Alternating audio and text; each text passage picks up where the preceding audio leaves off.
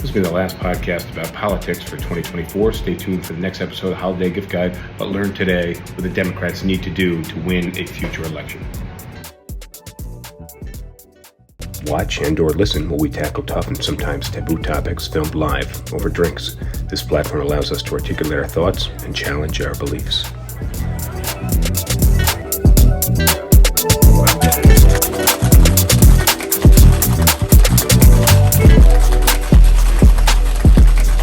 This is SipTalk. Grab a drink and enjoy.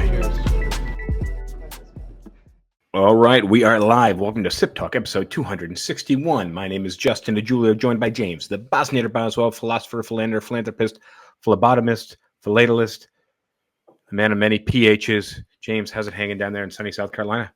Very basic. Very basic. Well, we've been off for the last couple of weeks, I think, kind of just in a mourning period after the election. That was certainly the way I felt the week after the election. The week after the election, the day after the election. I know we're tough times. So we've had a little hiatus. We're coming back after the Thanksgiving week, which we took last week off just because. Well, it was a holiday. Everyone's doing Thanksgiving stuff. It's kind of holiday season. You just came from your holiday work party, right? Yep. I got some drinks here. I'll pull out the drinks in a second, but I got home early tonight, about 8:00. I got to have a little dinner with my little boy, and then go for a quick 2-mile jog. And it's cold out. It's like below 30 degrees. I went for this jog. So what I'm hoping is, of course, there's nothing like having a couple of drinks with a friend and talking politics. But I'm hoping these drinks don't knock me off of the seat after that jog. I think you'll be okay. So you went to this work party. Now I thought you worked remote and your company was out of like San Francisco or something. That is San Diego, and that is true. But I still do a little bit of work for my accounting firm that I used to work for before I took the mortgages job. And this year they decided to invite me to the holiday party, and it was at a brewery in town that I actually like quite a lot. So I was like, all right, good food, good beer. And it'll be cool to see people that I used to work with. And what's the brewery? Frothy Beard. Frothy Beard. Oh, I like that. I've been growing out my beard lately. I think I'll probably shave it for the new year. Maybe I'll wait until January 6th, but I'll. But yeah, they're a real good place in Charleston. And what was a bit odd was there were probably about 30 people there. And I only knew like 6 of them.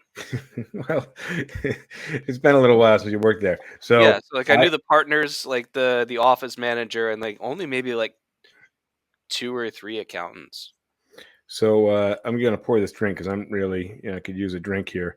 This is Kleinesh. I think I'm pronouncing it right. This is one of the bottles of scotch I picked up in Scotland, and there's not much left because I had an exciting last week. But this is one of the main blended scotches that Johnny Walker uses. When were you in Scotland? I was in Scotland in May. I think May. I'm surprised that bottle lasted so long. Well, I got a lot of them, so a lot of scotch downstairs in the bar. But cheers to Scotland. Cheers to the holidays. Happy holidays. Thank you for watching us. A natural light and Cruzan rum watered down heavily. All right. So, yeah, well, that's a big glass of rum if that's all rum. It is not all rum. It's probably about 2.5 to 1 water. No, all right. Well, listen, I want to, in the spirit of the holidays, to our viewer, I'd like to invite you to visit SipTalkPodcast.com and buy us our next drink. Don't forget to subscribe to the podcast on YouTube, Spotify, Apple Podcasts. We should run a contest for I guess Christmas and do like some merch giveaway. I am down. So we actually have some cool merch. You've seen the merch on the website. We got some pint glasses. We have I think we got a dog shirt. We got a towel. We got some bar tools with the SipTalk logo on them. There's actually some cool stuff. I will say I'm a little proud of the designs of these things. So go check out SipTalkPodcast.com. Check out the merch and really buy us a drink because we like drinks. So All right, before we get into the main topic, so we were talking about kind of the malaise post-election, right? Did I tell you about what my Wednesday was like that week?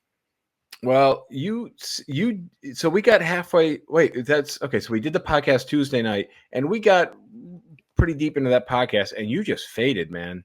I think you mentioned Yeah, having taken like a Benadryl. You were just out. You were like, "I'm calling it. I want this day to be over with." it was a combination of factors. Um, it was a large amount of alcohol. I might have taken a Benadryl, and it was also just complete despondency of I can't believe that we have made this decision.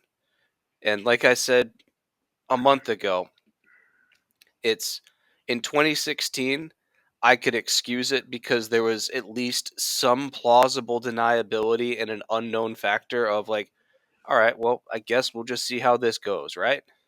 James is talking about Trump being elected to presidency. If you're not on the same Oh yeah, wavelength as this conversation, we just kind but of segue yeah, into like it. when it came to 2016, there was some plausible deniability that I could excuse and just be like, okay, you guys want to see what happens, you want to shake things up. Maybe some good things will come out of it. Like let's see how this goes. And then we saw how those 4 years went, and it was terrible. And then we had another 4 years where, like, even with him being out of the presidency, he still caused a whole bunch of trouble. And I was like, all right, now we know who this person is. Like, I would argue we should have known who that person was in 2016. I sure did. But But here's what no, no, it's go ahead, Phil. I Wrap it would up, argue please. that we should have known in 2016, but I'll let that argument slide. There's no excuse for not knowing who Donald Trump was in 2024, and we still picked him. And like between the beer and the Benadryl and just having to process the fact that we made this choice as a nation, I was just like, I have no more words or willingness to stay conscious at this point. So I think the Democrats going into this election were way worse mindset wise than they were in the 2016 election. In But also way more disconnected. And I think what hit you probably very hard was kind of the revelation of just like what this country has become over the last 8 years, over the last 4 years, and really over the last like 2 years, when it comes to the conservatives and the right wing politics. And Kind what of, we value.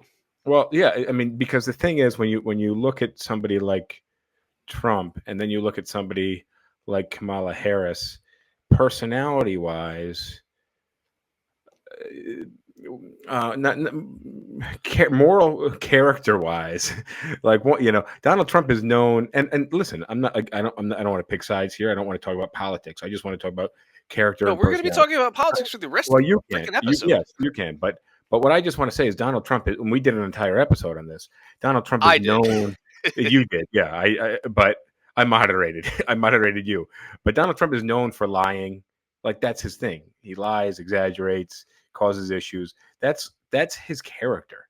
So you may not like Kamala's politics or personality, but her character, and you may think she's misaligned with the national interest, but her character, the thing is, the person leading the country Yeah, has a it's rap sheet that we couldn't even cover right. an I'm hour. willing to acknowledge that there are some legitimate policy grievances with Kamala, but I will not engage in any discussion where someone says that Trump has a better character than her. You cannot make that argument.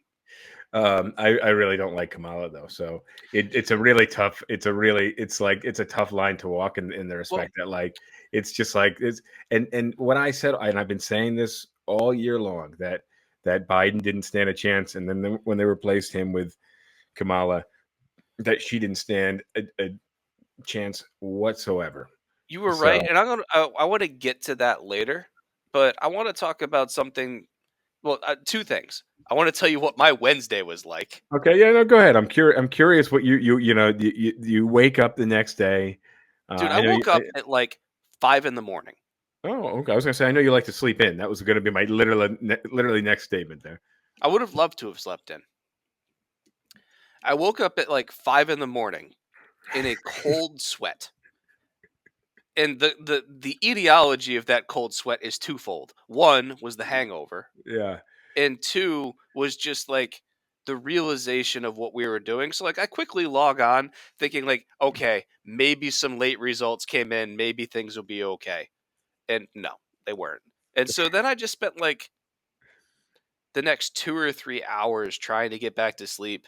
And like the hangover was preventing it, the existential dread was preventing it. And finally, I was like, I had one codeine left. And I was like, this, I've been saving this for a time where I really need it.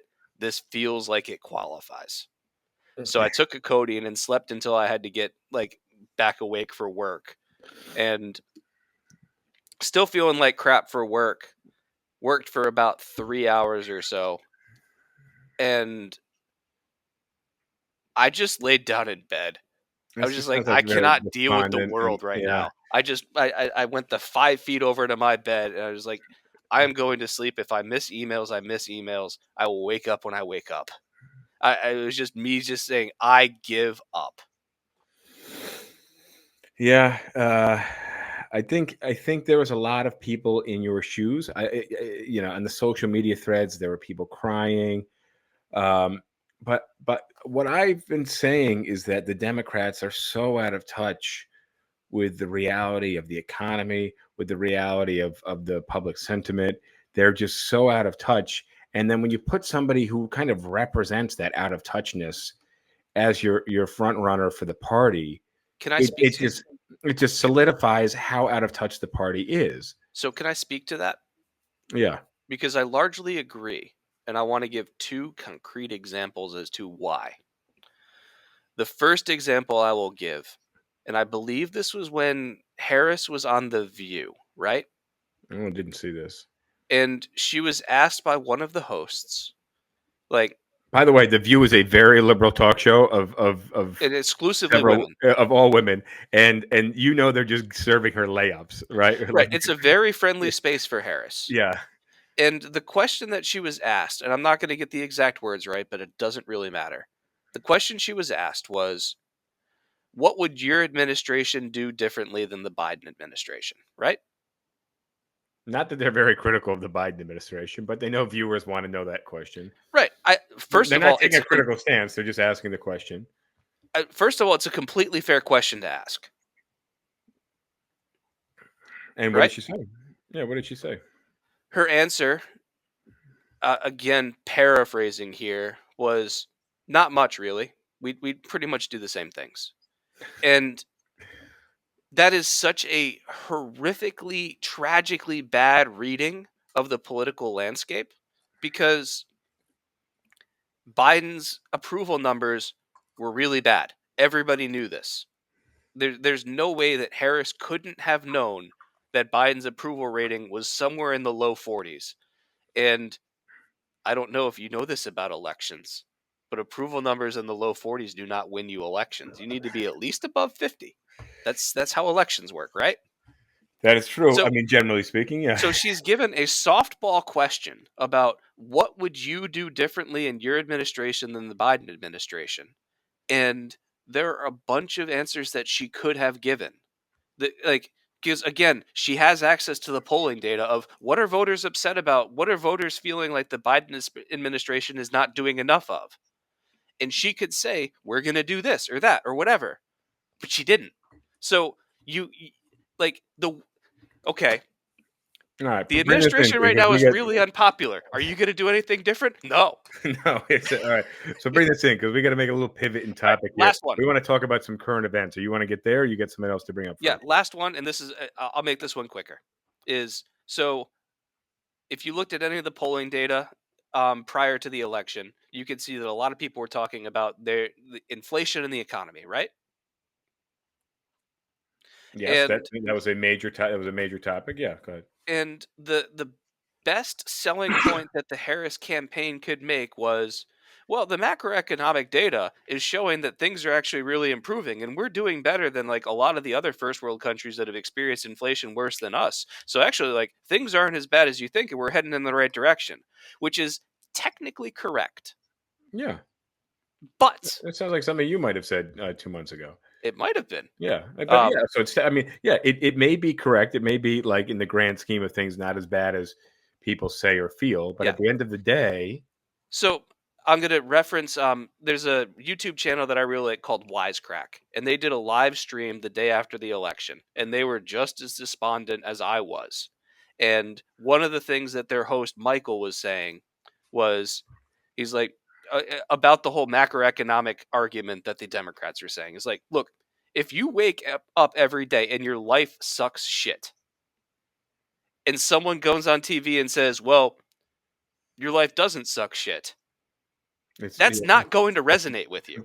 You're going to say, "No, my life does suck shit. I don't care if you're telling well, me it yeah, doesn't." exactly. Yeah, so if somebody's depressed, and you're like, well, you don't really have anything to be depressed about. You just, you're in good shape. And It's so all for the perspective. Democrats to say, "Well, the macroeconomic data is good and we're heading in the right direction," be like, "Yeah, but I have less money now than I did before. What are your plans for doing that?" "Oh, well, the macroeconomic data will take care of itself." That's a terrible answer. They like there were things that they could have said and done to address the economy in ways that people would have like voted for, but they didn't. Yeah, well, but that's the And thing. Is Trump that, made up all this bullshit lies about how tariffs were going to save things, and people started googling how tariffs worked after the election. no, So like there was a lot on Trump social lied his media. ass Yeah, off about all these economic plans that are actually going to be worse than what the Democrats were doing, but were delivered clear and concise and lied, and people believed it. yeah, but because I mean, yeah, but people are idiots. Right? Yeah, but the thing is, Because people are idiots, which means that but the the simpler you answer can make the here's message, the here's better. here's what happened is he was taking big action. Taking big action, the biggest action. Nobody takes action as bigly as I do. Sure. Was his message when the other side was saying, "Well, we're not really doing anything because things are headed in the right direction." Right, So, but and Trump was saying what the voters want to hear. And if there's one thing that you can count on from Trump is that he will read the room and say whatever people in the room want to hear. And it doesn't 100%. matter if the room that he's in today is wants the exact opposite thing as the room that he was in yesterday. He will say to the room yesterday what they want to hear. He will say to the room today what they want to hear. And the fact that those two statements that he made yesterday and today directly contradict does not matter to him. But he also knows how fast the news cycle is, so that none of that shit matters, Right. So and that's So why he has people such said a Trump shitty is rap sheet. big action on economy. I don't like economy right now. Big action needed. Go ahead, vote Trump. And the Democrats couldn't counter that narrative because Which is sad. Which is sad. it's pathetic. All right, we got to take a little pivot here. We want to talk about some current events, some New York City centric events, and we'll swerve back into this. But Yeah, do this you is you want really me to introduce the topic because it's yeah. Please do. a little closer to home. So I recently, as we talked about the last couple episodes, opened a new office, and it's probably not in the best.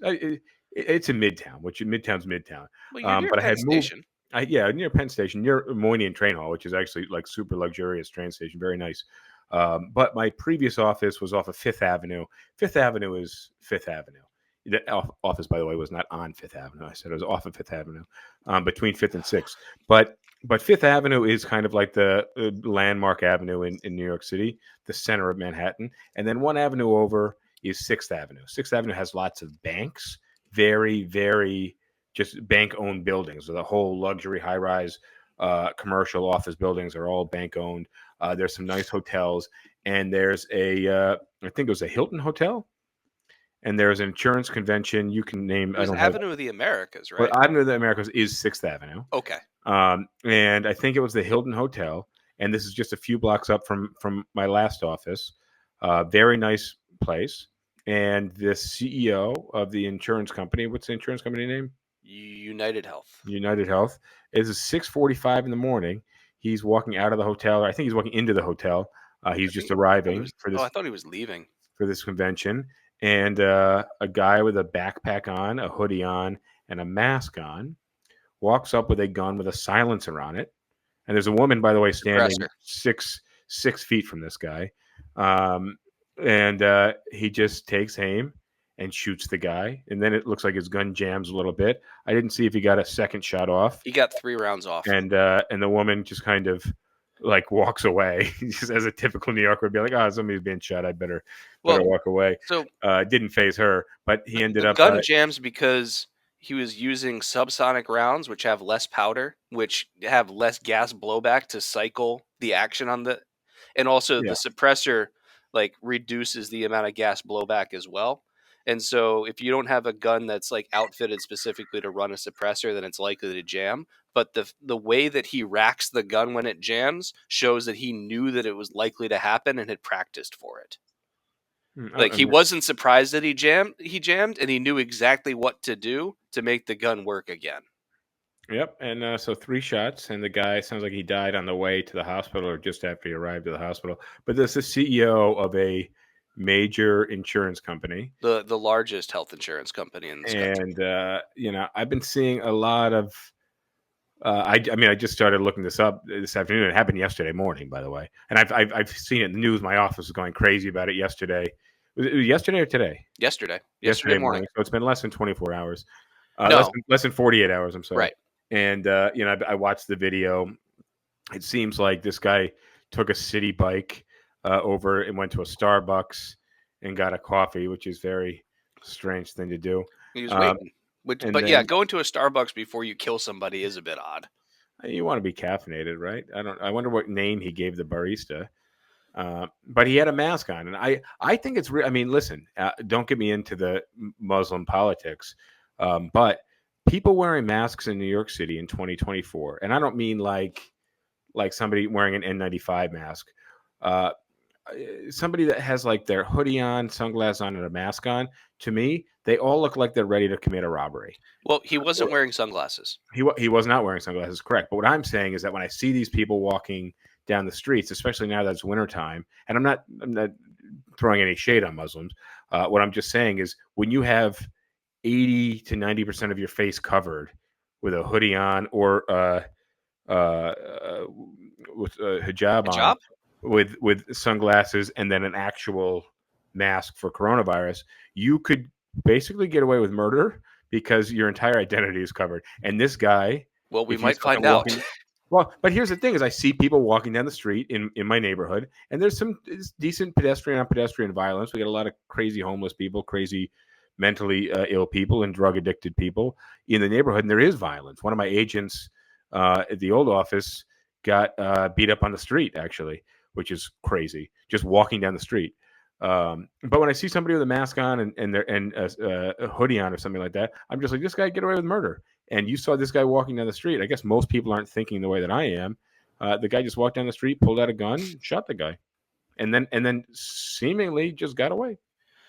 Yeah, and if you think about it, like a bike is a really good choice because it's all terrain. It's very maneuverable. You're not going to be able to. You're going to be going about the same speed as any car would in Midtown Manhattan, but you can weave through traffic. You can dart into alleyways or go over curbs easily, and like his outfit, it wouldn't be too hard for him to just like duck into a public restroom, strip off the outer layers, drop the mask and the hoodie, and walk out a completely different person. Yeah, it's he had the backpack on, so he could have just taken the hoodie, shoved it in something else, put a ball cap on, changed the shirt, and This is an aside. Many years ago, I was at a rugby game in Charleston at the old Daniel Island Stadium, and at some point during a break in the play, there was a guy who did who streaked across the field from basically whatever the equivalent of the 50-yard line would be, Mhm. right across half field, right? Streaks across the field, and he had friends waiting on the other side for him. And so he jumps up into the stands completely naked. His friends have clothes waiting for him. He grabs a clothes, darts into a bathroom, and they never figured out who he was. But slightly less of a crime, but just how easy it is to do. I mean, we shouldn't be promoting it in that respect. Well, I mean, the streaker was harmless. Come on. Well, I mean, but so what I'm seeing in some of these posts is people saying, "Yeah, my claim got denied by United Health." and my wife died, or whatever, and this guy deserves to die. And I mean, that Well, seems and like a that's what I little want to talk extreme. about, actually. Yeah, well, I'm curious your stance on this. Well, I don't condone murder. And you're about to say? Seeing the comments online with people basically not feeling bad that this guy was shot is telling of a larger societal problem that we have. Because again, I don't condone murder. I don't think that the guy should have been shot. But looking at the reactions of so many people online saying, I am supposed to feel bad for this one, but I don't. Well, because here's the issue. This guy is at the head of a company that has caused so much trauma and pain to so many people and so many families. Now, he doesn't personally do it, but he does. He is He's the the one who's in captain. charge of setting the policies that end up with denying claims. And I saw a statistic that showed that, like, of all the major insurance providers, United Healthcare had the highest claim denial rate by a I, good bit. I saw And that as I well. saw Yeah. some of the letters that, like, doctors had to write to United, where, like, United denied antiemetic drugs for a child cancer patient. And if you don't know what antiemetic means, it basically helps you not throw up. So they denied a claim for a kid that was going through chemotherapy, and the doctor prescribed antiemetic drugs, and the doctor had to write a letter to United saying, why are you guys in favor of making a kid throw up? So And another one of, like, them denying a wheelchair to a child with cerebral palsy. so So I think really what this shows is that this the healthcare system in the United States is so fucked up that we have this system that allows for this and permits it, and that this guy was the head of the ship, and he wasn't the one making the claims, but he is by and large leading the industry, and he is what most of the industry looks up to, because the more claims you deny, the less you pay out, the more money you make, the better it is for the stockholders, better it is for the right, corporation. And when you have a publicly traded company, I don't know if they're publicly traded, I'm guessing it probably they is. are. That's his role, is to maximize profits, minimize payouts. There's no now when you remove yourself that far above the individual level, does it necessarily make you that what's the word I'm looking for? Immune to what you're causing? No, no, you are directly responsible for the actions of your company. That's the point of being CEO, is that ultimately you are the one who has to answer for everything that the company has done and will do. I want to share a conversation that I had tonight at my company party about this exact event. Oh boy. It was with one of the partners at my old accounting firm. Hmm. So this guy has tons of money, right? And him and I have had political discussions before. And he said, I tend to lean pretty conservative. I know you tend to lean pretty liberal. But I will say, as conservative as conservative as I am, I'm actually very liberal on healthcare. He's like, the healthcare system in this country causes a lot of harm, and I really wish that we had, if not a single payer, he wasn't willing to go as far as saying a single payer, but he was saying, like, there should be a government funded insurance option available to every citizen.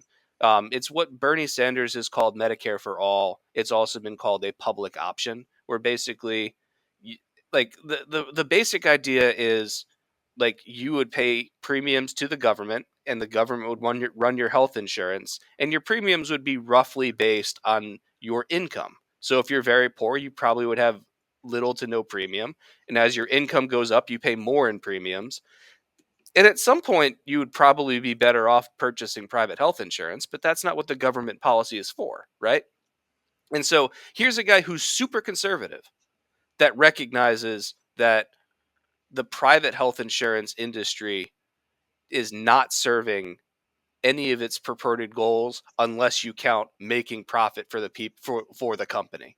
And my response to him was like, the problem with private health insurance is that you have misaligned incentives, Well, which he agreed with, and I can explain that if I need to. yeah, no, I mean, and I'd like you to, just for the sake of our listener, but it's, and I think this is where Obamacare really failed. Is that I think this was the ultimate goal, but Obama trying to appease both sides wasn't able to pull It this wasn't off. about Obama trying to appease both sides.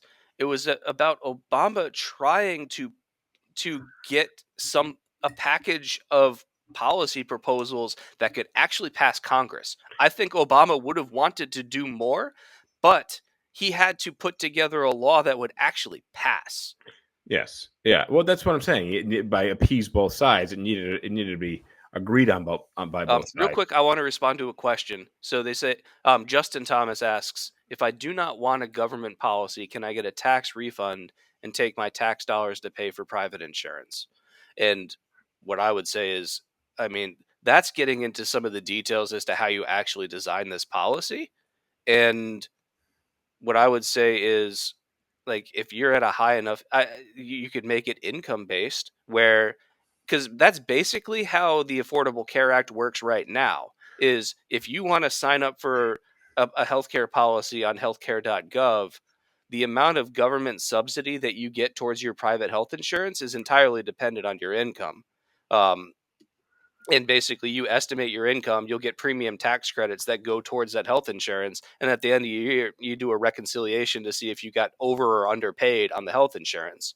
So when it comes to a public option, I mean, this policy doesn't exist, So so that's you're making it up. Yeah, obviously what I'm saying is, this is like, in our thoughts right now. right, but What's likely to pass? I I'm think not even talking about what's likely to pass. I'm saying that, like, no. if this were to ever be proposed and have a likelihood of passing, the question that Justin is asking would certainly be part of the negotiations. I can't give an answer because the policy doesn't exist, and there isn't really any realistic proposal out there right now, anyways. Well, I think likely that But it's a that fair question to ask.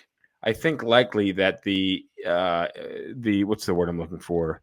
In what in Income based, circuit? No, the insert when you have health insurance, you have so many providers you can go to, whatever that's called. But you're the in network and provider out of network. in net, yeah, your Yeah, in yeah. network providers using a government healthcare plan could very well suck, and you may want to pay for private insurance so that you can get a better network, and that ideally you could get some type of tax credit back, and I think that that would make sense. The problem is, and here's what happens with most government, and this is why people like these private organizations and generally capitalism, because generally what the government does, look at any government housing, is usually pretty shitty. I So, disagree with that.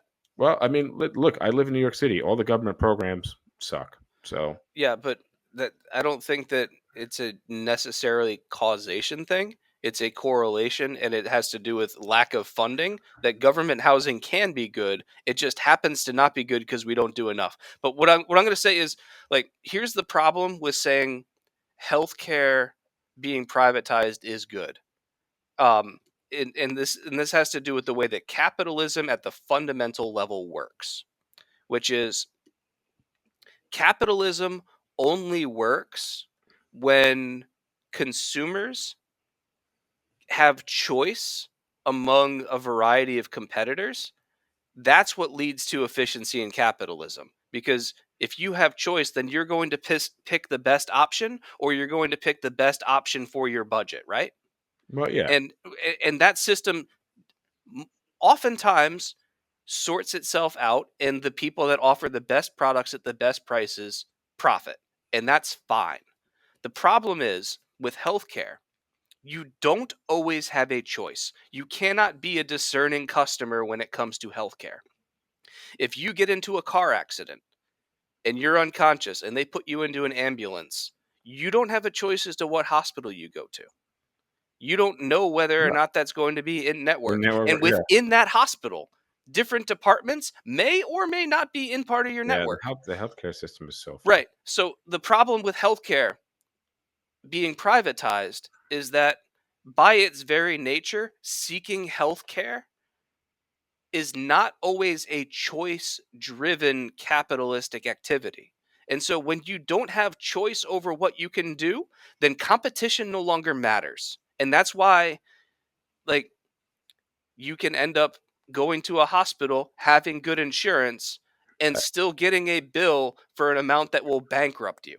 For the last 8 or 10 years, anytime I've been to the hospital or been with anybody who's been to the hospital, I have always asked right off the bat, how much will this cost?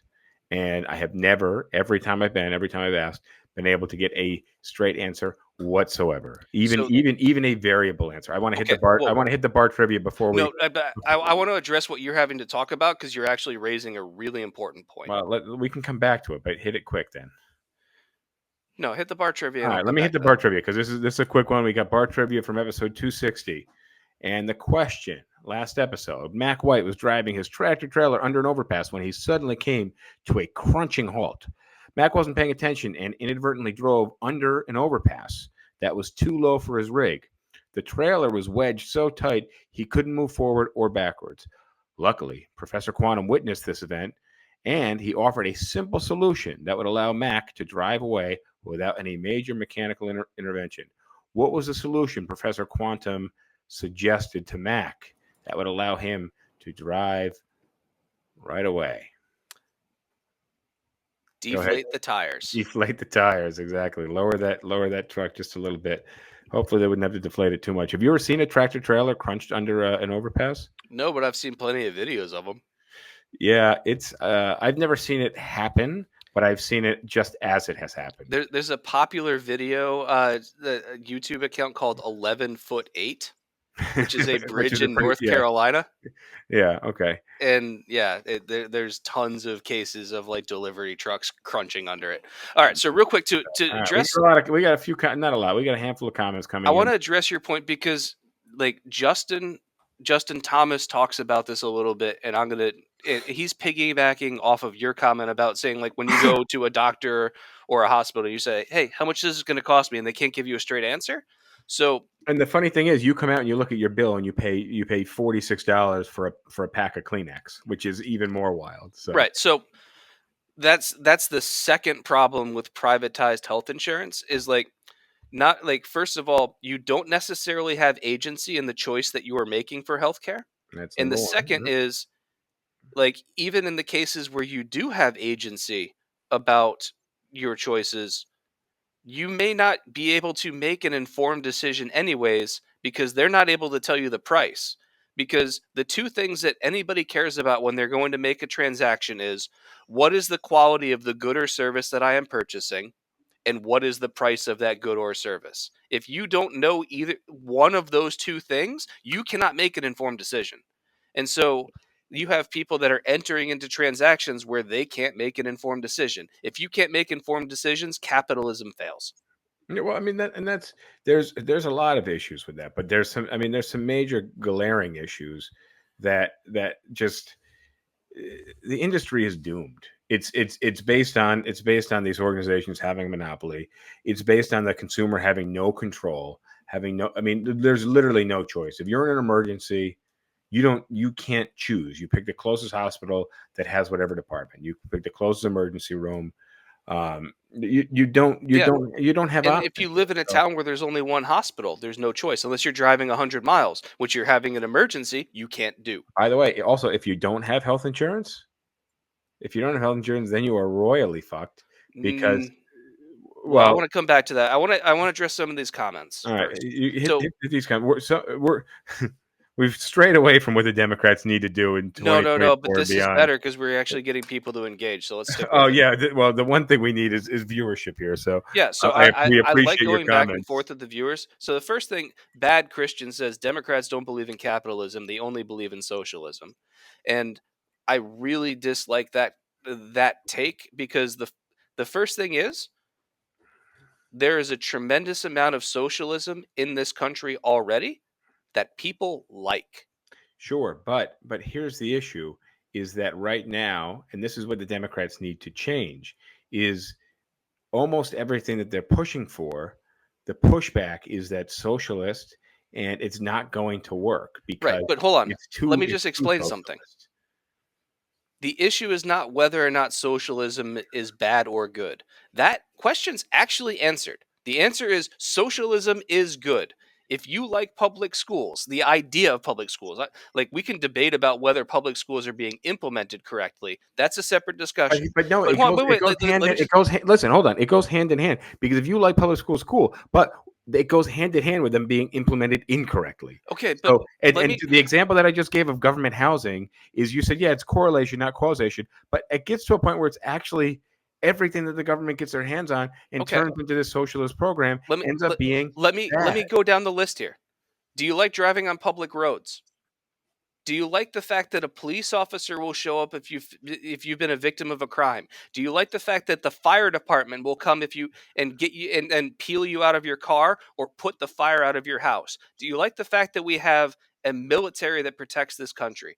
Do you like the fact that we have departments that manage like the environment and agriculture and Well, also here's and do you like the fact that the food here that you eat is not poisoned? here's All of here's that is socialism. here's the issue though, is that the Democrats, because you have to strike a happy medium right now with their two-party system, is that the Democrats must argue crazy socialism to the Republicans are arguing crazy capitalism so that they land somewhere in the middle. No, but And what's happening is that the people that are in the center or to the right of the center are looking at the Democrats saying that's asinine. Okay. Now, look, what you're talking about, public roads, schools, things like that, that is interwoven with a lot of capitalistic enterprise. Okay. Like even the food that's sold to the schools, there's some people have to win these contracts, which by the way generally goes to the lowest bidder. Almost all these government programs go to the lowest bidder. You wonder why the roads are shit is because they get paved by the lowest bidder. That's why these programs don't work. I agree with you that, and I'm not anti-socialism.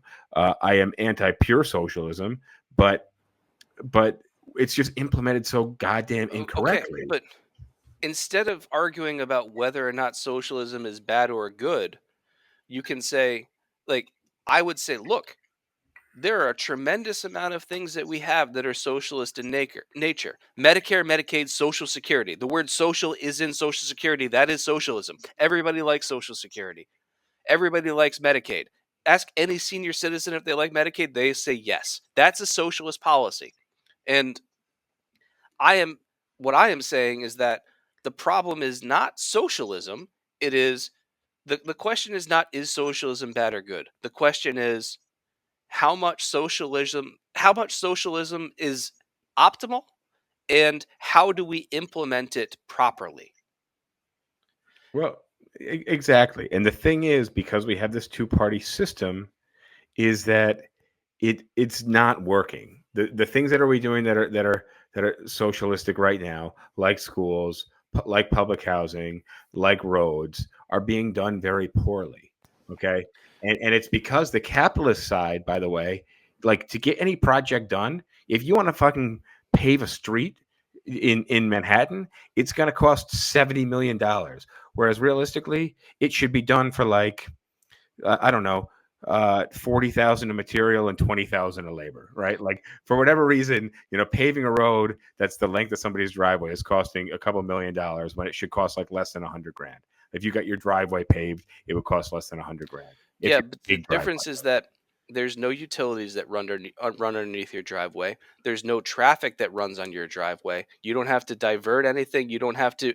There's no accommodations that need to be made for general society But there's no when you way, pave your driveway. but there's no way that this road needs to cost millions and millions of dollars when it could be done for a lot less. It's because we're on the same page about this. What I'm saying is the capitalistic Well, these private companies end up extorting the governments, okay, but right? my question to you is, you just And they get the bid by being the lowest bidder. okay, but you're simultaneously criticizing the lowest bidder model while also complaining about the cost. I'm That I'm seems like a I'm contradiction. criticizing. I'm criticizing both sides here. And the issue is that you have what did I say 5 minutes ago? You this two-party system. You have this crazy socialistic perspective, and you have this crazy capitalist perspective, and they don't play well together. And that's why it doesn't work. So And the that's why problem, when you have politicians arguing on extreme points on both sides, we end up with a shit sandwich that we have to experience day to day. I don't It doesn't actually work. think that And a all lot of of the our policy proposals from the Dems are all that extreme. but anybody who's center or right of center would think so, and obviously far right of center would No, think so. you know what? There were people, and we'll stick in New York City here. So Alexandria Ocasio Cortez's district, there were people that voted for Trump and AOC on the same ticket. I can't imagine there was that many of them, but I did listen to some of the interviews from them, and they did not sound like the most educated people. They voted for the two Okay, people that I think are idiots. So the they voted for the two worst versions of their party, right? Like if you vote for AOC and you vote for Trump, like it really shows that you've just gotten like you've hold been. on. I want to respond to another comment here because this is interesting. So Justin Thomas says, if everything public is good, why does every rich person want private roads, private homes, private transport, and private security? So this is touching a little bit on like anarcho-capitalism, but the simple answer to that question is, if you are rich enough, you don't need public goods. But to be rich enough to be able to transcend the need for any public goods is like you need to be in like the top 1 or top 0.1%. And I would say, and this is having been in like many different places in Europe where they put a lot more money into public goods and public infrastructure and public Mhm. development, Yep. is that if you compare, let's say, public transportation in a random developed like Western European European city, country, yeah. like, and it doesn't even have to be like it doesn't have to be a capital city. But like if you compare public transportation and infrastructure in those cities to like a comparably sized city in this country, their infrastructure is way better in Europe. Why? Because they put money into it, and also, and like to your point There's about better like why oversight. does it cost so much? It's like corruption exists in every society, but when you say like, all right, well, it's the lowest bidder, but like, you know what, like they bid 70 million for this one and like they're probably profiting 65 and it only cost them 5 million or something. Well, you know what, that's corruption. Like fight the Yes, corruption. that is And corruption. so But I think here's what I think though is that you and I see these other countries and how they're doing things over there, and think that if we do those things here, hold on, I want to that respond to it will be similar. And I think what we're seeing is that when we try to do those things here, we end up getting fucked over by these corporations. I want to respond to another comment. Justin Thomas says, "I've traveled all over the world. No rich people use public anything." And my That's not hold true on. at all. Well, first of all, it's not really true. But second of all, I'm gonna address the comment as though it is true. And what I'm going to say is that we should not be designing society to cater to the rich. They will be fine whether or not society is designed for them. We should be designing society to be accommodating to as many people as we reasonably can. And if that means that the rich people keep a little bit less of their money, that benefits way more people than what the system that we have in the United States right now. Yes. So I don't really care if the rich use Well, he public also, transportation in other countries. Christian here mentions about how the tax rates are much higher in most of Europe as well. So and that's the issue with the Republicans here is they want all these tax breaks for the rich, which is a double-edged sword, right? You know, like you want to give tax breaks to these corporations to come into cities and towns and give jobs, but you also want them to pay their fair share of taxes. The problem is if you don't give the tax breaks, they'll just go somewhere else because there's lots of locational availability. It's a double-edged sword any way that you look at it. But the issue is that we need more politicians closer to the center rather than politicians arguing knives out from each side of the sidelines. We need people that are actually in the field, the people that are actually playing the game, the people that are actually considering the reality that live in worlds that are even AOC doesn't like live in a world that is affected by most of what her policies do. So, and obviously Trump doesn't either. Trump shits in a golden toilet. These aren't real people. So we have a major breakdown in this country, and to bring it back to what the Democrats need to do if they ever plan to be fucking elected again, because they lose so goddamn well and so goddamn often. There needs to be some major changes in this Democratic Party where they just get closer to the center and less AOC-ish. Because You're wrong about that. I'm not wrong, because the further left they are, the more people they lose. And That's not the the reason case. why so many people in the center voted for Trump is because they related to him more, even though he's a fucking crazy person, and they Here's where thought he you're would do a wrong. better job. I'm not wrong on this. Well, You might believe from your perspective that I am, but you're also more liberal. So your well, perspective is a perspective that I'm let's look I'm at shining this. the light on. Let me ask you this question. Harris's campaign embraced people like Liz Cheney and ran a lot of campaign events talking about how they were going to implement a lot of policies that conservatives had been advocating for. Things like increased security at the border, and what was the other major one, like the major concession that they were making to, like, that was the biggest one. But On that note, by the way, if you're listening to us right now, make sure you subscribe on okay, YouTube to these guys that are listening. Don't forget to subscribe so you catch us on a different episode. We are not talking about politics, which we okay, yeah, next week. all right, Next week, by the way, just a quick plug. Next week is our holiday gift guide, which is going to be a pretty cool episode. Sorry, go all right. ahead, Liz So Cheney. So Harris embraced people like Liz Cheney and ran on policies like, yeah, we need to do more at the border and we need to support Israel more. And the thing is, those were policies that the Republicans already had. That and so the Democrats were basically running, I would argue, this campaign in certain areas they were running as Republican light.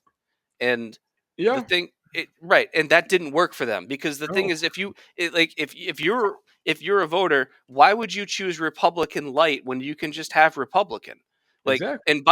and by embracing Republican light, they lost a lot of the support of the progressives that wanted to see bolder action to the left, because a lot of the progressives are like, we don't support these policies, and they lost a lot of votes from the progressives that way. It's People wanted to hear something different, and all they were hearing was two versions of the same thing. One was just more bold and decisive, and that's what they went with. Well, yeah, it was more bold. It may not have been more correct in some cases, But that's why I'm but saying, you're people wanted saying, this. like, But the decisiveness factor was what people wanted. The right, and decisiveness what factor. I'm saying is, like, you arguing that Democrats tacking to the center is the way for them to win. They tried that this last election, and it No, didn't work no, for they them. didn't. They didn't. They tried it in some respects, but not others.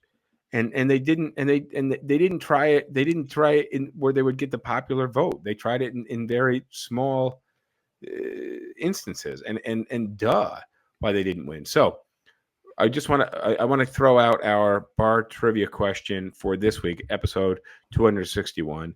And I really think, by the way, guys, I'm actually really kind of excited about the holiday gift guide episode, which will be next week.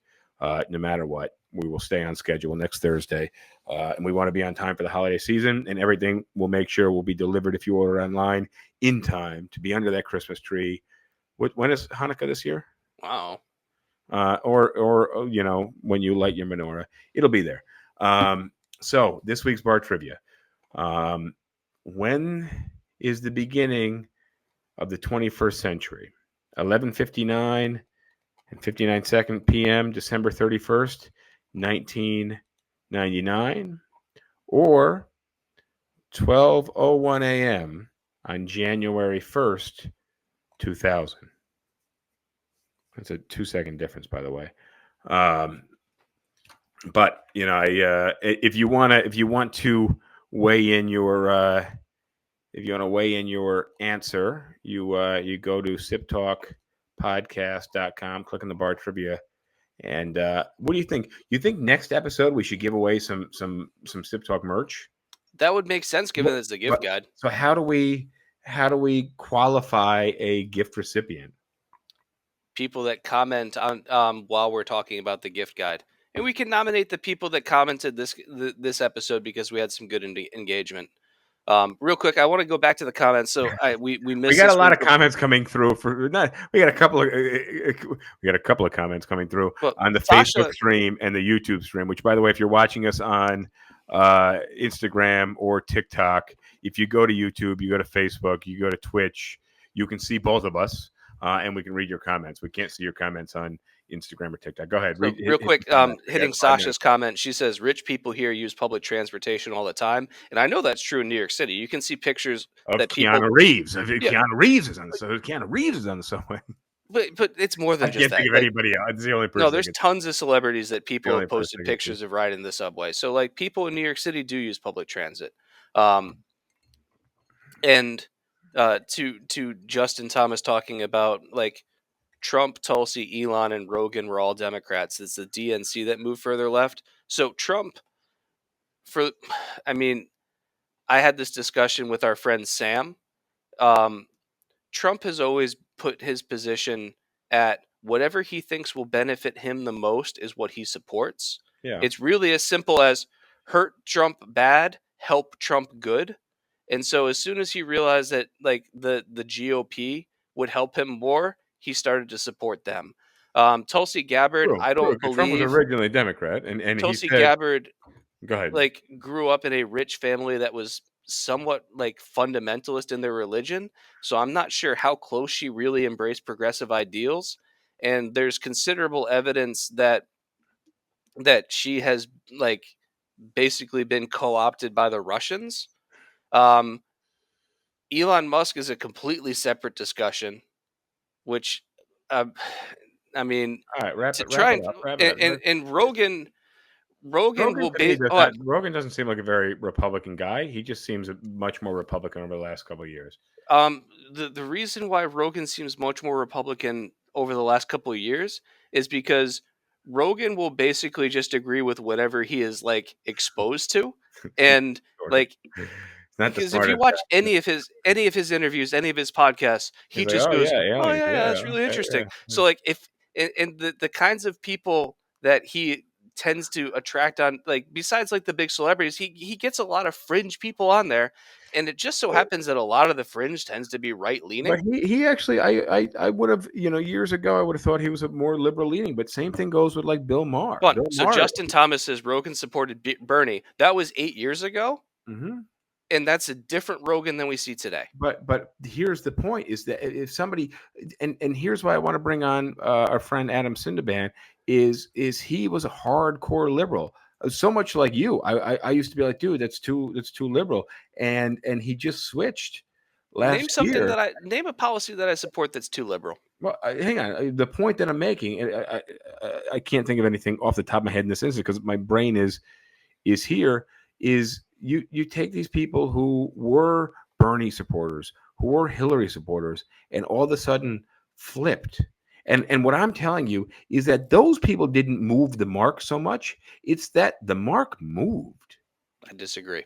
The mark has moved. Well, you may not because you were on the goal line of the liberals the whole time. So the goal line didn't really move. This is a discussion about the Overton window.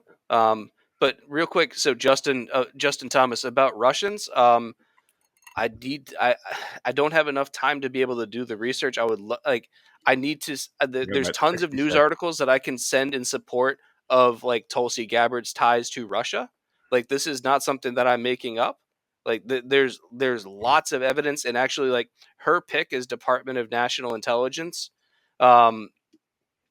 Is in serious doubt because so many people in Congress and Senate are worried about how much influence Russia has over her. So this is not just my idea. This is many people in elected office that are worried about it. And Justin, are you familiar with the Overton window? No, but just me saying that the mark moved. The only place the mark probably didn't move was on women's right to contraception and abortion.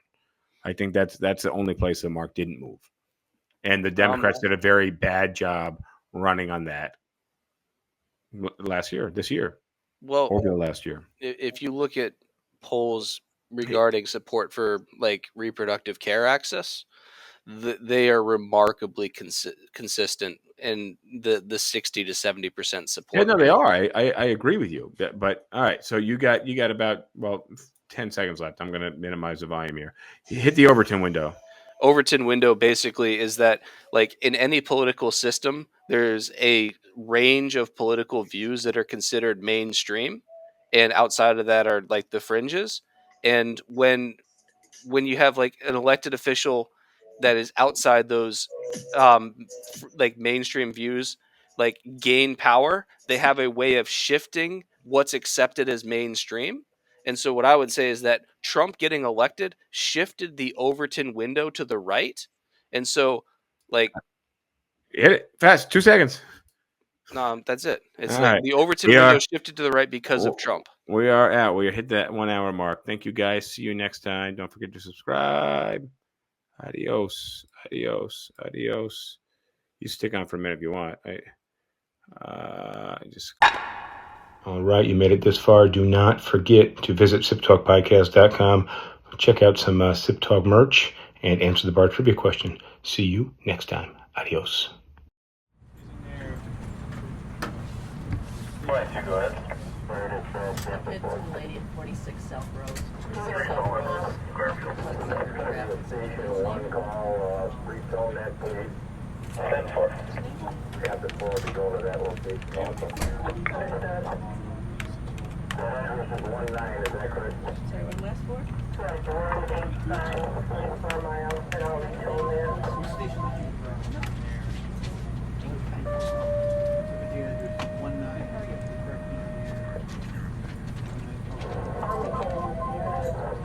There's a cop 185, 24 mile, station 1.